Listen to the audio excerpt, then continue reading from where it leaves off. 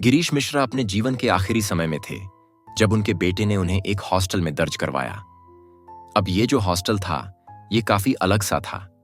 ये किसी old age home जैसा नहीं था जहां पे उनकी देखभाल के लिए बहुत सारी फैसिलिटीज हो, सुख सुविधा हो, बल्कि ये एक छोटी सी अंधेरी सी बिल्डिंग थी जिसमें सिर्फ 12 कमरे थे। अगले 2 हफ्ते तक गिरीश मिश्रा के बेटे और बेटी ने उनकी देखभाल की। वो उनका फेवरेट खाना उन तक पहुंचाते हैं और उनकी हर तरीके से सेवा करते हैं। और फाइनली वो दिन आ गया जिसका गिरीश मिश्रा जी को इंतजार था। उन्होंने वाराणसी में अपनी आखिरी सांस ली और उनकी मृत्यु हो गई। अब ये कहानी है एक ऐसे हॉस्टल की जहां गिरीश की तरह ही देश के अलग अलग कोनों से लोग अपनी आखिरी सांस लेने आते हैं, यानी मरने आते हैं। लेकिन ये कोई सुसाइड पॉइंट की जगह नहीं है, बल्कि यह जगह है वाराणसी का मुक्ति भवन, जहां लोग अपना मोक्ष प्राप्त करने की उम्मीद में अपने आखिरी समय में आते हैं। वाराणसी एक ऐसा शहर है जहां पर 24 घंटे चिता की अग्नि जलती रहती है, जिसमें करीब 100 लोगों का अंतिम संस्कार एक साथ किया जाता है। अब इस सब की वजह से वाराणसी जाते ही आपको एक बहुत ही स्ट्रॉन्ग एनर्जी महसूस होती है, और वो एनर्जी इतनी स्ट्रॉन्ग होती है कि इससे साधु अपनी साधना पूरी कर पाते हैं। लेकिन ये एनर्जी कुछ लोगों को बहुत बुरी तरह इफेक्ट भी कर सकती है।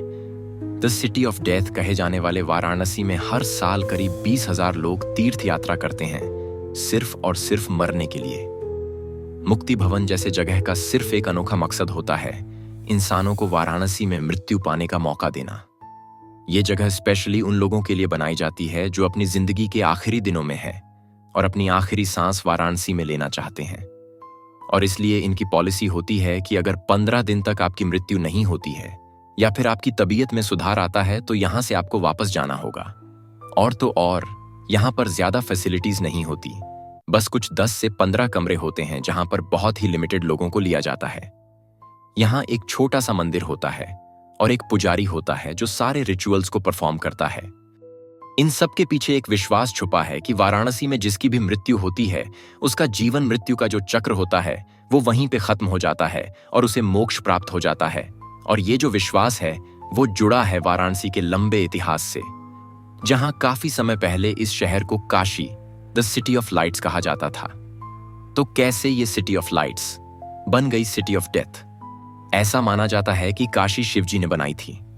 मत्स्य पुराण के हिसाब से शिवजी कहते हैं, काशी में मेरा राज है और यहां जो भी आएगा वो अपने सारे कर्मों से मुक्ति पाएगा। ब्राह्मण, क्षत्रिय, वैश्य, शूद्र, हर जाति और हर रंग के इंसान का काशी में एक समाज है। लेकिन इस सब के पीछे एक ऐसी कहानी है जिसे शायद कोई नहीं जानता। ये कहानी है ऋषि मार्कंडे की। ऋषि मार्कंडे का जन्म हुआ जब उनके पिता ऋषि मृकंड सालों तक एक संतान पाने के लिए शिवजी की आराधना कर रहे थे। और एक दिन शिवजी उनके सामने प्रकट हुए। शिवजी ने उनकी प्रार्थना सुनी और उसे स्वीकार भी किया, लेकिन उन्हें एक ऑप्शन भी दिया। शिवजी ने ऋषि मृकंड से पूछा कि क्या उन्हें एक ऐसी संतान चाहिए जिसकी बहुत ही लंबी उम्र हो लेकिन वो मूर्ख हो, या फिर एक ऐसी संतान जो बहुत ही ज्यादा अक्लमंद हो लेकिन उसका जीवन सिर्फ 16 साल का हो, यानी कि 16 साल होते ही उसकी मृत्यु हो जाएगी। ऋषि मृकंड ने कहा कि उन्हें एक अक्लमंद संतान चाहिए। शिवजी ने उनकी इच्छा पूरी की और उनकी पत्नी की कोख से जन्म हुआ ऋषि मार्कंडे का। ऋषि मार्कंडे इतने बुद्धिमान थे कि उन्होंने बचपन से ही वेदों और शास्त्रों का ज्ञान लेना शुरू कर दिया था।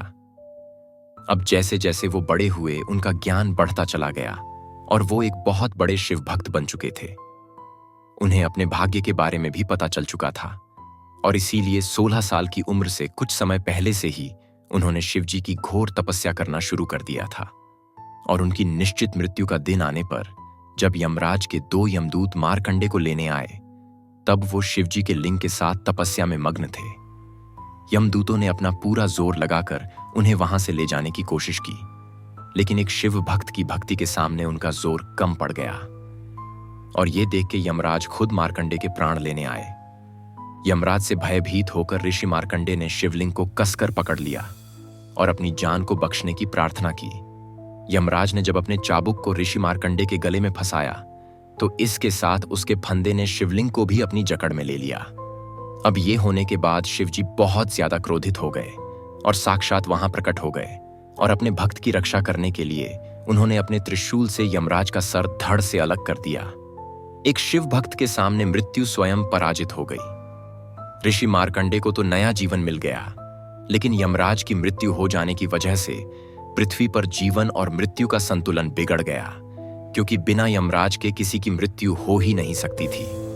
चारों ओर असुर, राक्षस और पापियों का कहर बढ़ने लगा और संसार में पूरी तरह उथल पुथल मच चुका था। और इस वजह से सारे देवताओं ने मिलकर शिवजी से विनती की कि वो यमराज को दोबारा जिंदा कर दें। शिवजी ने उनकी बात मान ली और यमराज को दोबारा जीवित किया, लेकिन 2 शर्तों पर। पहली ये कि वो ऋषि मार्कंडे का जीवन बख्श देंगे, उन पर कोई हानि नहीं आने देंगे, और दूसरी ये कि उस दिन के बाद से काशी में यमराज और उनके दूतों का प्रवेश करना सख्त मना है। शिवजी ने साक्षात मृत्यु को काशी में प्रवेश करने से मना कर दिया था, जिसकी वजह से जो भी काशी में अपनी देह त्यागता, उनकी आत्मा यमलोक में नहीं जा सकती, जिससे उनका जीवन और मृत्यु का चक्र वहीं पे खत्म हो जाता है और उन्हें मोक्ष प्राप्त हो जाता है। और यही कारण है कि आज लोगों का मानना है कि काशी में यानी वाराणसी में मृत्यु होने से मोक्ष प्राप्त हो जाता है। लेकिन कलयुग के अंधेरे भरे समय में लोगों ने इस बात का फायदा उठाना चाहा। धीरे धीरे दुष्ट और पापी लोगों से काशी भरने लगी और हर कोई ये सोचने लगा कि चाहे उन्होंने कितना भी पाप किया हो, जो कुछ भी किया हो, काशी में सब कुछ माफ हो जाता है। और इस वजह से संसार में बुराई और अराजकता अपनी सीमा पार कर चुकी थी। चारों ओर तबाही मच रही थी और फाइनली सबको रोकने के लिए काशी में प्रकट हुए काल भैरव। अब काल भैरव भगवान शिव का ही एक भयंकर रूप है। क्रोध से भरी हुई आंखें, टाइगर के दांत, अपनी गर्दन पे लिपटे हुए सांप और इंसानी खोपड़ियों की माला पहने काल भैरव साक्षात डर का एक चेहरा है।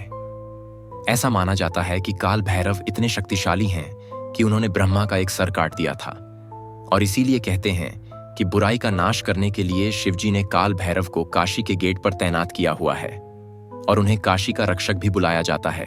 तो अगर आपने अपने जीवन में बहुत पाप किया है और यमलोक की सजा से बचने के लिए आप काशी जाते हैं, तो आपका सामना काल भैरव से होगा।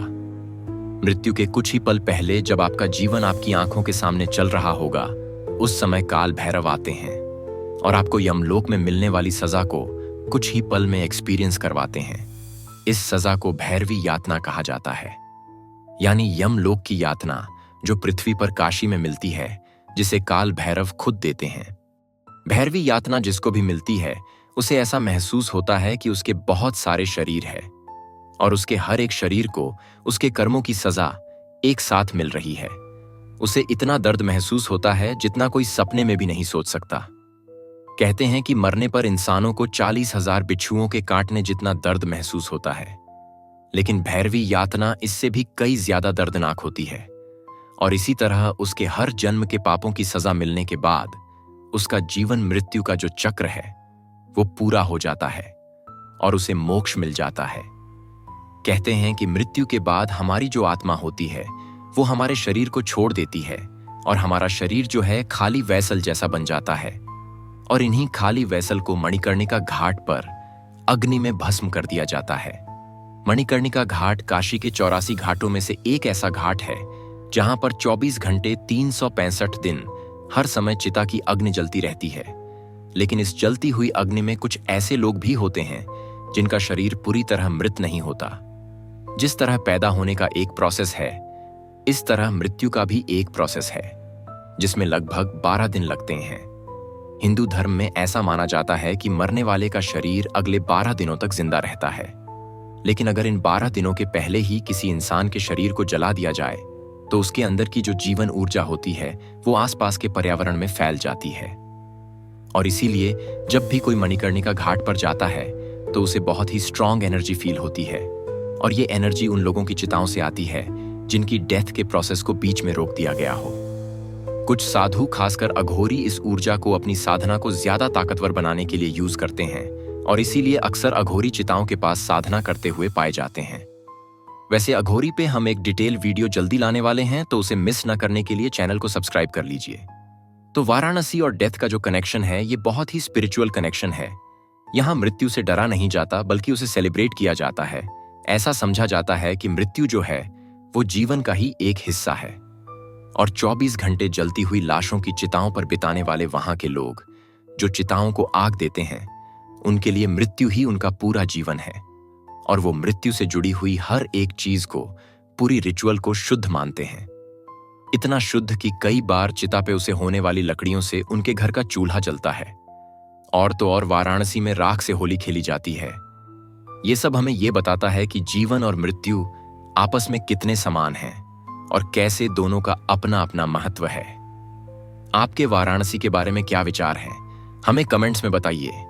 और अगर आपको ये वीडियो पसंद आया है तो इसे लाइक कीजिए, शेयर कीजिए और हमें ये भी बताना कमेंट्स में कि हम नेक्स्ट वीडियो किस टॉपिक पर बनाएं। धन्यवाद।